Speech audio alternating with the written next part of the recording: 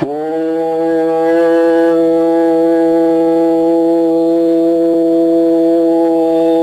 ஈஸ்வரா குருதேவா. சித்திரா பௌர்ணமி எப்படி அது ஒளியாக இருக்கின்றதோ அதை போல நாம் இருந்து அது ஒளியாக்கி மாற்றிட வேண்டும். ஆனால் இன்று நாம் பார்க்கின்றோம் பௌர்ணமி என்று. அடுத்து மற்ற கோள்களின் தன்மை ரொம்ப சூரியனிலிருந்து வரக்கூடிய நிலைகள், அந்த ஒளிக்கதிர்களை மற்ற கோள்கள் மறைத்தால் சந்திரன் அந்த நிழல் பற்றி என்று ஒளி மங்குகின்றது. இப்ப நாம் பல கோடி சரீரங்களை தீமையை வென்று அறிந்திடும் அறிவாக கார்த்திகே என்று நாம் அறிவின் தெளிவாக இருக்கப்படும் போது ஒருவன் வேதனைப்படும்படி ஒரு மனிதன் சொல்லிவிட்டால் அந்த உணர்வின் நுகர்ந்தான் நம் நல்ல அறிவை இங்கே இருள் அடைந்தது. அந்த மனிதன் உணர்வு நல்ல குணத்திற்கு இப்போ நாம் ஒருவர் வேதனைப்படுகிறார், நாம் உற்று பார்க்கிறோம், அந்த நல்ல குணம் கொண்டுதான். அப்ப அந்த வேதனைப்படும் உணர்வுகள் நல்ல அறிவின் மேலே மூடிவிடுகின்றது. ஏனென்றால் எந்த குணத்தை கொண்டு எண்ணுகின்றமோ அதை இங்கே உண்டு. இதன் உணர்வின் தன்மை கண்ணுக்குள் வரப்படும் போது முதலை கண்ணால் தான் நமக்குள் பதிவாகின்றது. ஆக கண்ணால் பதிவாகும் போது ஒரு தவறு செய்திருந்தால் உணர்வின் தன்மை நாம் நுகரும் போது எண்ணமாகின்றது. ஆனால் இங்கே பதிவானது உயிரிலே நுகரும் போது அந்த எண்ணங்கள் வருகின்றது. ஆனால் மீண்டும் பதிவானதை எண்ணும் போது மீண்டும் கண்ணுக்கு வருகின்றது. இப்ப எனக்கு நன்மை செய்தான் என்று எண்ணப்படும் போது அந்த மனிதனை எண்ணும் போது கண்ணுக்கு அவனால் அந்த மகிழ்ச்சியாக ஏற்க செய்கின்றது.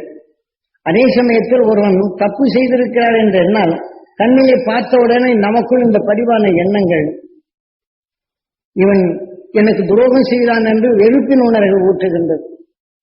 நான் கண்ணால் பதிவு செய்வதும் அந்த பதிவானது மீண்டும் எண்ணும் போது எண்ணத்தால் நம்மை இயக்கும். எண்ணம் என்பது உணர்வுகள், உணர்ச்சிகள் தூண்டுவது. ஆகவே புறத்தில் இருப்பதை நாம் நுகர்ந்து இந்த உணர்வின் தன்மை நமக்குள் இயக்குகின்றது. ஆகவே இதை போன்ற நிலைகள் நமக்குள் உருவாகாதபடி உங்களுக்கு காலை துருவ தியானத்தில் கொடுத்த இந்த சக்தியை நீங்கள் சீராக பயன்படுத்தி ஒவ்வொரு நிமிடமும் நாம் எப்படி தரையில் அழுக்கு விழுந்தால் துடைத்து விடுகின்றோம், மேலே அழுக்கு இருந்தால் துடைத்து விடுகின்றோம், துணியில் அழுக்கப்பட்டால் துடைத்து விடுகின்றோம், ஆன்மாவில் படும் அழுக்கினை துடைத்து பழக வேண்டும்.